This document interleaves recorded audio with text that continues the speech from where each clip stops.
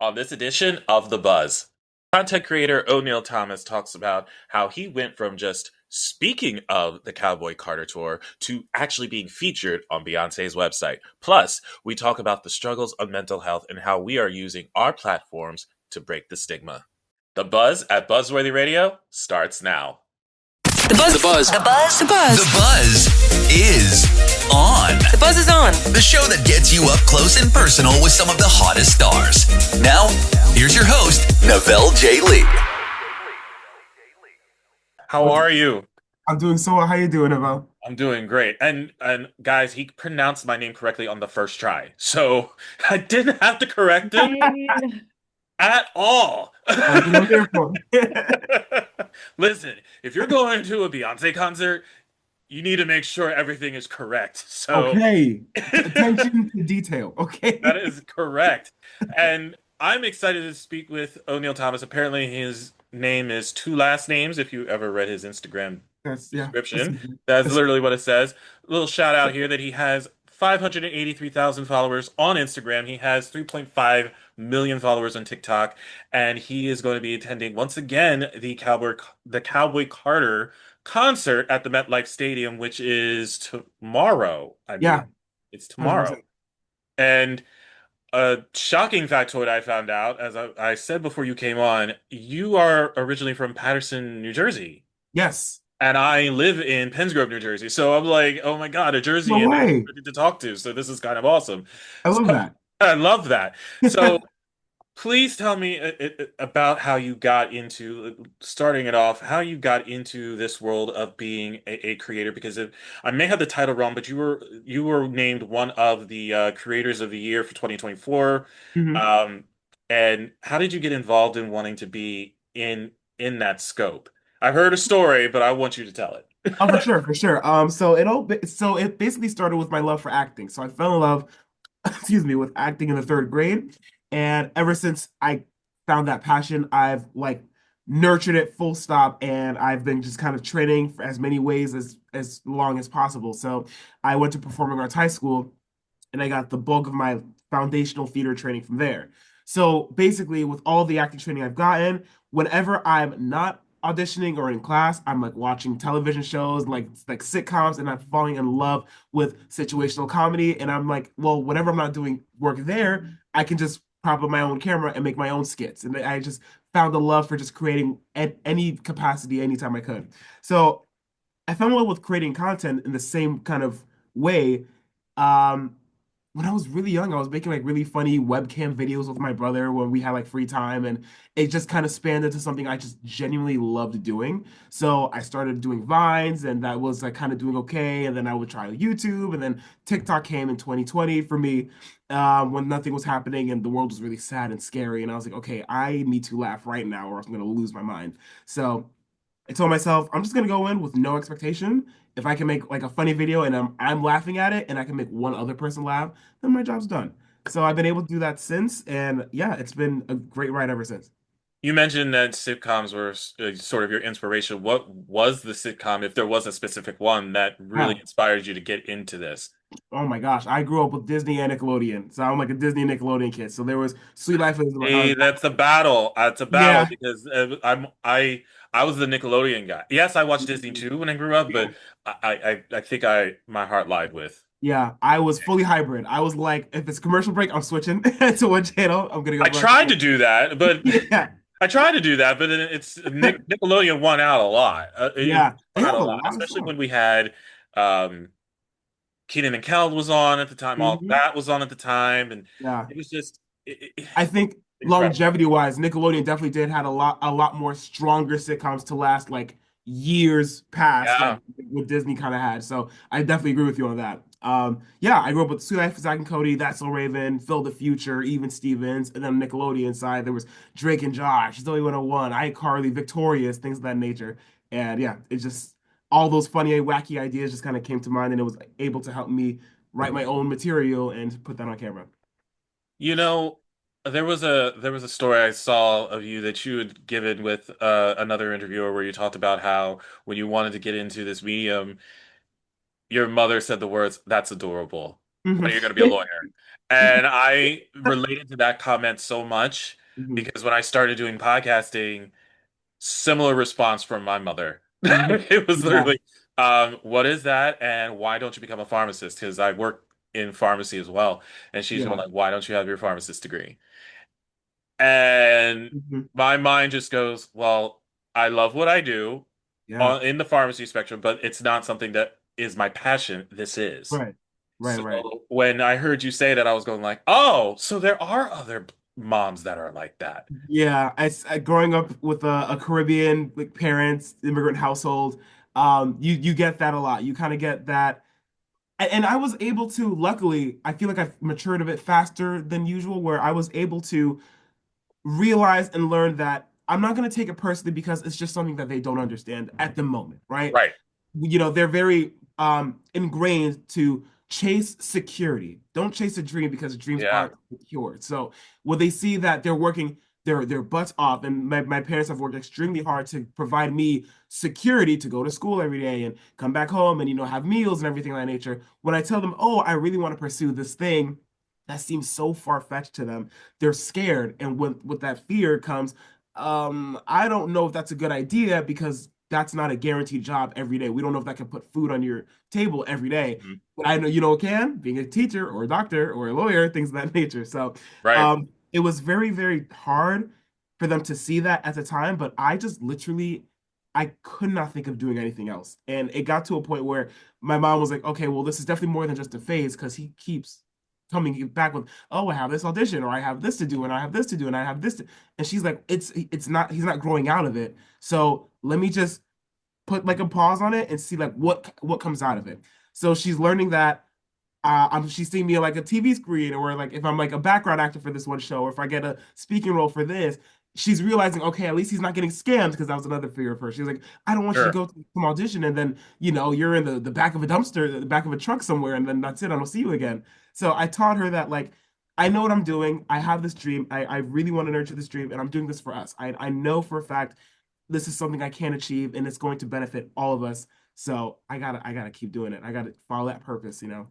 I love And that because now she gets it. yeah, I love that whole thing because it's literally the same in my scope of it because with my mom specifically, everyone else seemed in the family had gotten it in what I was doing, Yeah. but with her, it was a little bit of a difficulty understanding uh, not just what a podcast was, especially when I started a podcast, they were really next to nothing at the time. I'm talking Mhm. about 18 to 20 years ago when I first did it. So Mm. podcast never really was What it is. mainstream as it was now, as it is now, I should say, not even was, is now.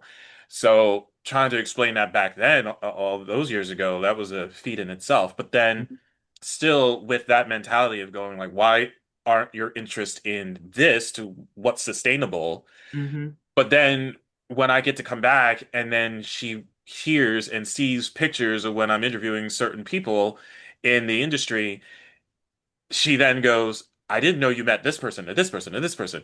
I normally, guys, I name drop a lot on this show, but I'm trying to be nice today and not name drop that I interviewed Harrison Ford and Ben Stiller and a cast of Young Sheldon. I'm not going to say that to Uh-oh. any of you guys today. I'm not going to do that. But when she sees that stuff, then she like looks at it and goes like, "Oh my God, you got to talk to these people." And then she's like telling other people that that's what I was doing. And so it's like she gets it, even though Yeah. she's not like in the sense of your mom going like, he's not going to grow out of it. She still Mm-hmm. kind of wants me to grow out of it. Mm-hmm. She Mm-hmm. Mm-hmm. still wants that there, Yeah. but she's now kind of trying to want to accept it. Yeah. So, It's uh, it's a day at a time for sure. it is definitely a work in progress. It's definitely a work in progress. But what is not a work in progress is how often I want to get to this before I get to a Yeah. topic that I really want to talk about Yeah. um, as well with you, because I know is a big thing for you as it is for me. Cowboy Carter doing these tours, going to these tours, because you've been Mm-hmm. going to them for how long now? To the point where you even had photos reimagined Mm-hmm. in the style that Beyonce did when Cowboy Carter was first announced. Like you did Yeah. all of that. Yeah. Uh, First of all, I need to talk about that Of entire course. process. So how did you even get to the point where you were able to do those images Yeah. of just recreating The all of iconic that? album cover. No, that's a great question. Thank you. So basically, it all started when I saw a picture on social media. I want to say like months ago, probably like maybe if I can recall, Cowboy Carter released, was it I think like March? I think it was like March, like late March. And then I think I saw a photo that went somewhat viral on social media around May, June time because it was graduation time. And it was a photo of Okay. this young woman and she graduated from Howard University. And she was on a bison holding up the Howard University flag. And she was photographed by the same photographer that I worked with. And I saw that photo and I was like, that is the most beautiful thing I've ever seen. And it was edited so perfectly. Like it was just visually insane. And I told myself, I was like, okay, I know for a fact, whenever I do this project, I have to reach out to him. I have to reach out to this photographer. Mhm. I know that at least I know he can deliver the idea that I've been having in my head since the album released. So now that the time has come, she's officially. I waited until she officially announced the tour because one thing about me, like I know there's so much speculation that comes around the Right. biggest star in the world, but I'm like I need to wait for it to come out of her mouth that okay, a tour is officially happening before I plan anything out. So once she officially announced the tour, that's when like pre-production started, and I got to reach out to the photographer. His name is Joshua, and he flew over to Jersey to do this shoot with me. And I worked with a stylist, the team, and everything. And I got my outfit custom made by Giovanna Louis in France, and that got sent over. So I was able to orchestrate and plan this whole shoot around this tour because I was like, okay, this is a project I want to do out of the full sheer love of Beyonce and her creative mind and her impact to what Cowboy Carter has done culturally. And we got to pull it off. And it was like one of my most important, fun, independent solo projects I've got to like do from start to finish. And it was just insane. Was that one of the highest views when that came out, when you Yeah, posted that? 100%. What was the when you saw the reaction to that when everybody started? Because I Mhm. read some of the comments and they were Yeah, majorly impressed with this. yeah. What was that in your head when you saw that Oh my happen in God. real It time? it paid off. It paid off. I really I love art and I love creativity and I'm very passionate about the art that I'm able to do on a day-to-day basis as well as, doing something of a project of that scale for the first time ever. Mhm. So, seeing the response has been if not like the best thing ever because I've put in so much work, time, effort into planning this process, doing it, and also having to do other work obligations around that time too. So my Right. schedule all over the place. So seeing it finally posted and paid off. Like I remember I made a thread saying like, "You guys, I'm about to post my a tour outfit reveal," and I'm actually nervous. Like my heart was shaking, like it was pounding out of my chest. It sounds so funny, like all I have to do is just press post, but it's one of those things. Like imagine like you're a music artist and you're about to put out an album, right? That's a very big thing for a lot of artists. Like they put so much time and effort into their work, this body of work, and then they just put it out and they hope for the best, but they can't expect too much.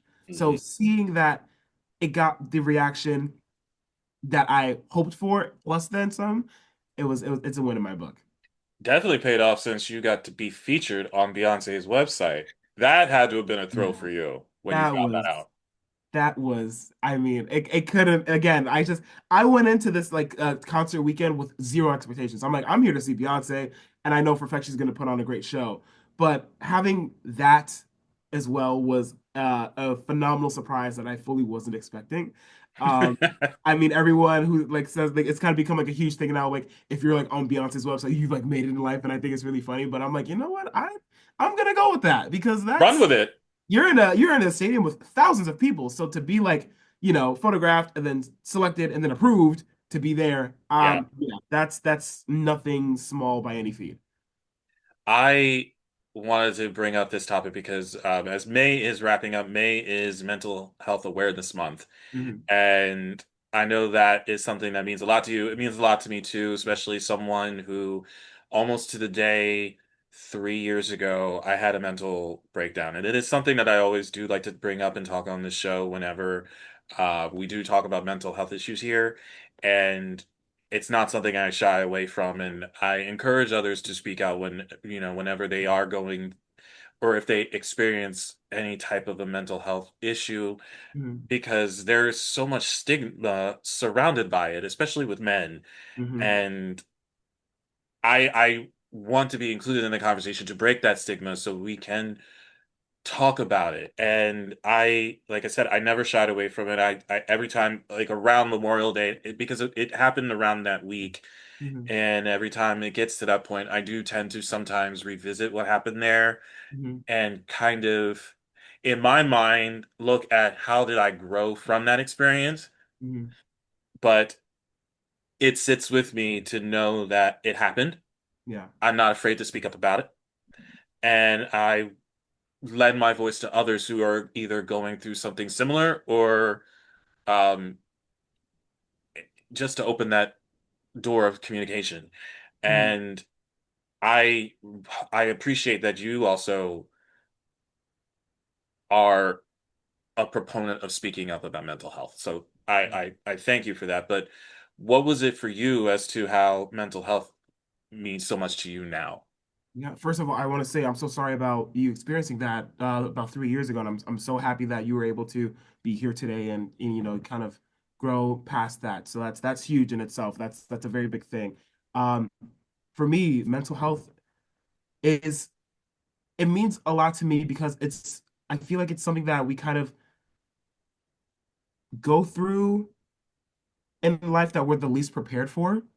Hmm. I think we're taught our parents do a great job trying to protect us and try to give us the most innocent life that we can get. But then life happens as we age and we grow and we experience. So life is all about Yeah. experience. And once we experience things, we can experience really good things and really bad things and really traumatic things. And we're never really built, especially as with men as well, we're never really given the quips to handle when we get traumatic things and how we deal with that on a day-to-day basis. Because I'm sure you can agree this doesn't go away. It's No, that not at totally does all. not go away, and we're just kind of expected to live with it.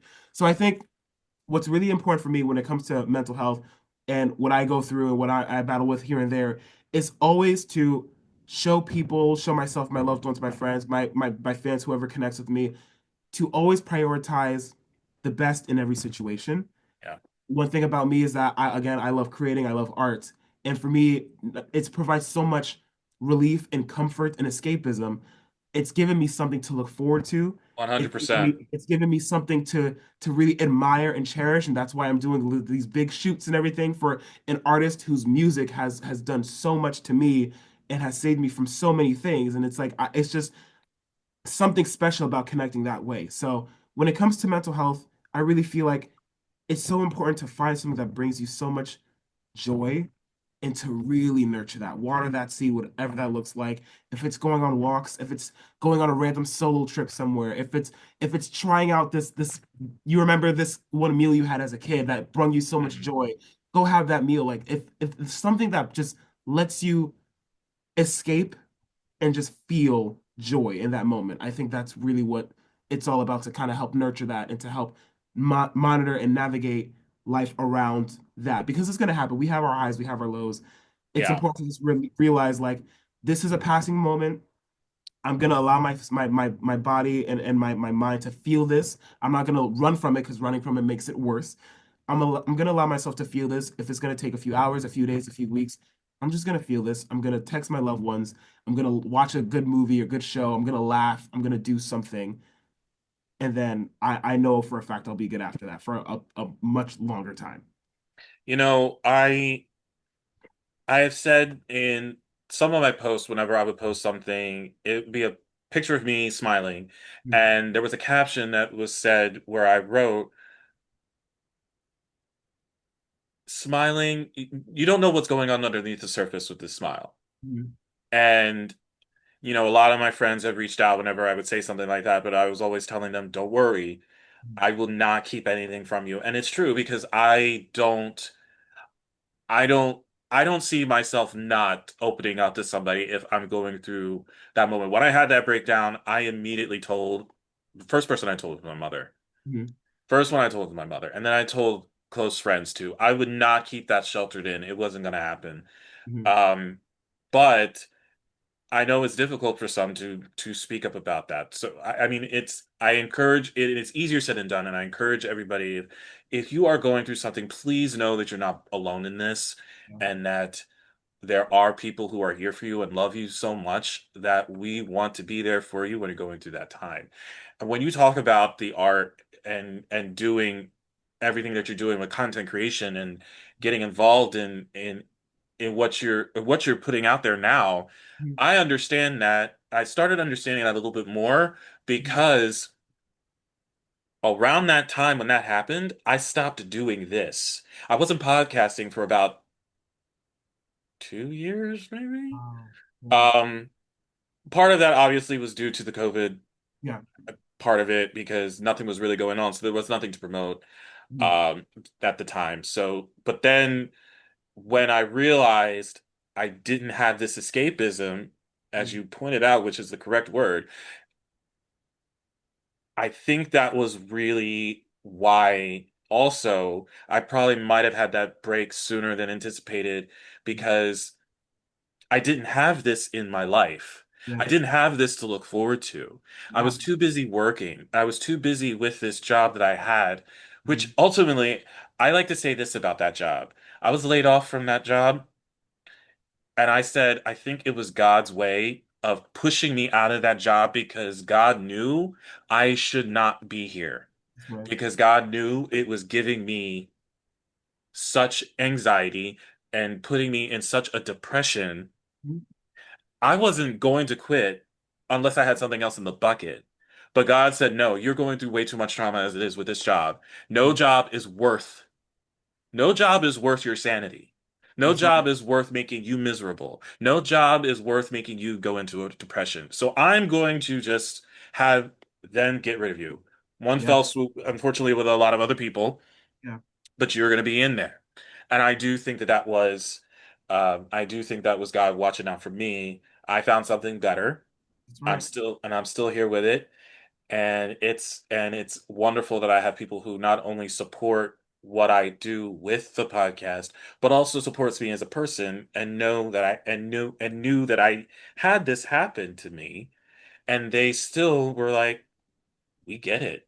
We Yeah. understand it. They didn't talk down. They didn't look at me any differently. They just basically said, if there's anything, please come to us. If you need that time off, please take it off. So you know you need to refresh your mind and get yourself right if you have to. So it was amazing for me to see that from 3 years ago to now to where it actually that support system exists, Yeah.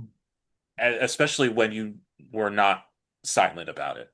That's right. So easy, as I mentioned a few moments ago, guys, easier said than done, but please know if you do speak up, it's probably going to be not just better for you, but it's going to be better for your loved ones around you.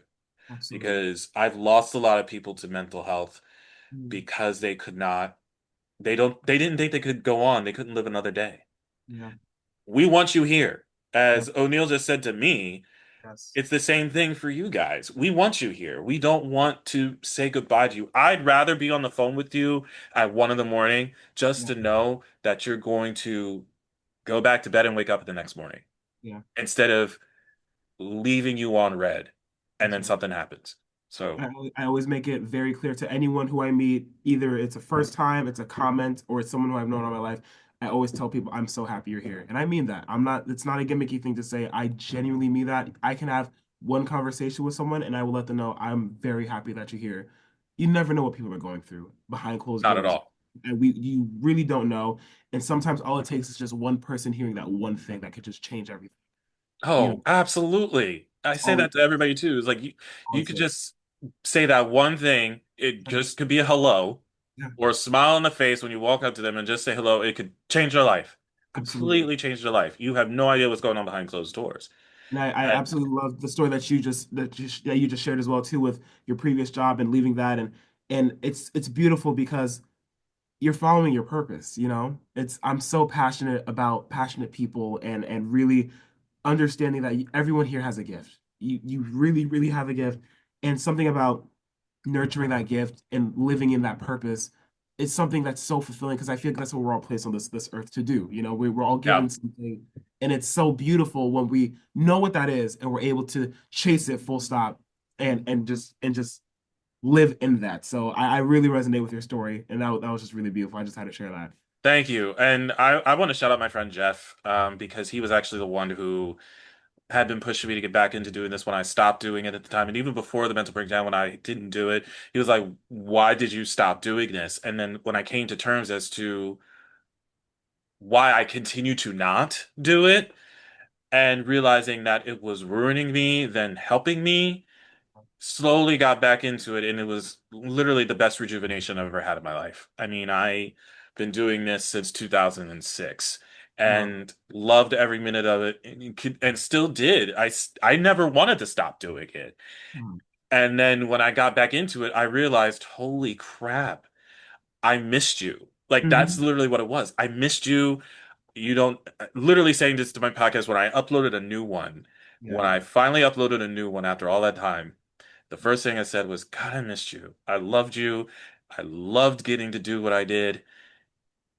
Don't ever leave me again. And it Mm. never has. And ever since then, I've been back in it to win it. And it's been an absolutely incredible experience to have a revival of myself Mm. because Yeah, of this. I love that. I love that. Oof, that's Chills, man. those. Well, Chills. We getting we're deep in met. the We're met. weeds, man. This is it. We're met, We're man. We're deep. meant to do what we're supposed to do. So it's I just get so passionate, and I just love seeing people like doing what it is that they're supposed to be doing. So that's amazing. I could talk about this all. I've No, had many a literally, guest here where I could talk about this all day. It's literally 100%. something that is near and dear to my heart, especially after experiencing it. But even before then, it was near and dear to my heart. But having went through an episode like this, it's completely changed my outlook. Yeah, And I will sit and talk with it about this topic with any and everybody who will listen, love for that. sure. Absolutely. But I am so proud of you and you getting to do what you're going to do. I hope you are going to have a blast tomorrow. And I know you're going to be posting tons of pictures I and sure video, will. everything. Everything. I'm super excited for that. It's gonna Well, be you good. have fun in that while I get to head to Beyonce's state of Texas tomorrow. Ooh, So very that's fun. that was the correlation when I got the pitch to talk to you. I said, "Well, he's going to be at MetLife to Uh-huh. see her. I'm going to be in her home state of That's Texas." right. So there it is. So this is I'm going to enjoy that for the next 5 days. You get Yeah, to enjoy tomorrow. And guys, check him out on Instagram and TikTok. Please do so. O'Neill Thomas, an absolute pleasure. We love to have you back. likewise, Annabelle. Thank you so much for having me. This was such a great conversation. Enjoy the warm weather. I hear I Texas need it. is normally I think it's gonna be like raining for tomorrow, the last day of I the heard, and I was like, I'm going to escape it. Yes. It's been oh, but it's raining all way good. too much this month, and I was like, why is May acting like winter and spring mixed together? You get it. Why And it's is the end of May May too. 55 degrees? There is no reason for this. It's too much. It's wild. It's ridiculous. I'm not here for any of this audacity. Exactly. So none of it. But you have the best time tomorrow. Thank I you. really appreciate this conversation and we Likewise. welcome you back anytime. Thank you so much, Nabelle. You have a great rest of your day, all right? That's our show. I'm Novell J. Lee, and if you want to keep up to date on all things Buzz, log on to our website at buzzworthyradiocast.com. See you guys next time. Stay in the know.